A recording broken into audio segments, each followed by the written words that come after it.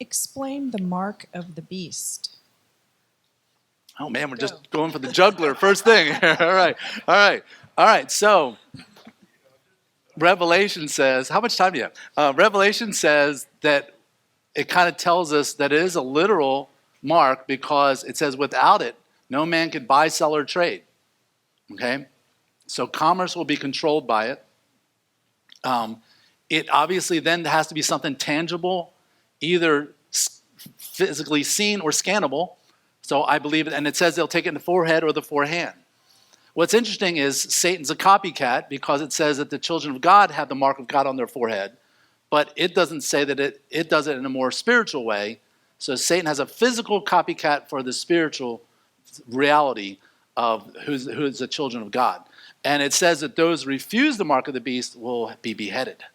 So, and we think, wow, that just sounds so crazy. That sounds like something happens hundreds of years ago.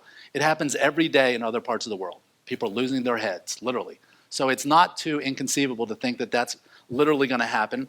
I don't believe that a true believer will have. Okay, let me say it this way. I don't believe that if you're a Christian today and the rapture happened tomorrow, you will not be here to make that choice.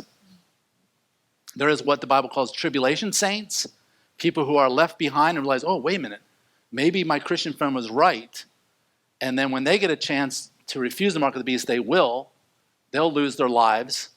And it's one of the, I don't know if sad's the right word, one of the most dramatic scenes in the book of the book of Revelation is we're up in heaven looking down and asking the Lord, while we're watching these people suffer, saying, how long, O Lord, how long? And he says, just be patient, be patient. And then he comes and intervenes, okay?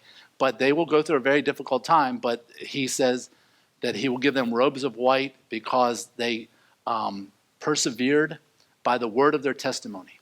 So they stuck to their guns and they did it. So Mark of the Beast is something, it's an economic thing, but it's also a spiritual thing. Because what the Antichrist will do is, I'm the emperor of the world, you need to follow this new economic system, and you need to bow down and worship me, and you accept the mark of the beast. It's one and the same. So that sounds weird. You're mixing finances with religion. That's what the whole world has done prior to the United States, okay? The United States was the first to say, hey, you believe what you want to believe, the government's not going to be involved.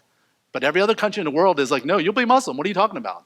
And you have Christians in India losing their lives because they will not become Hindu, because Hindu is the state religion. And there's even Christian religions like Germany. Did you know it has a state church? It's the Lutheran Church. It's the state church. You have taxes that go to the state church. England has the Church of England, the Anglican Church. The United States says, no, we don't have a government and church mixed together. It doesn't mean that believers can't be in government, though. That's a whole misinterpretation of that. Anyway, that's enough on the mark of the beast.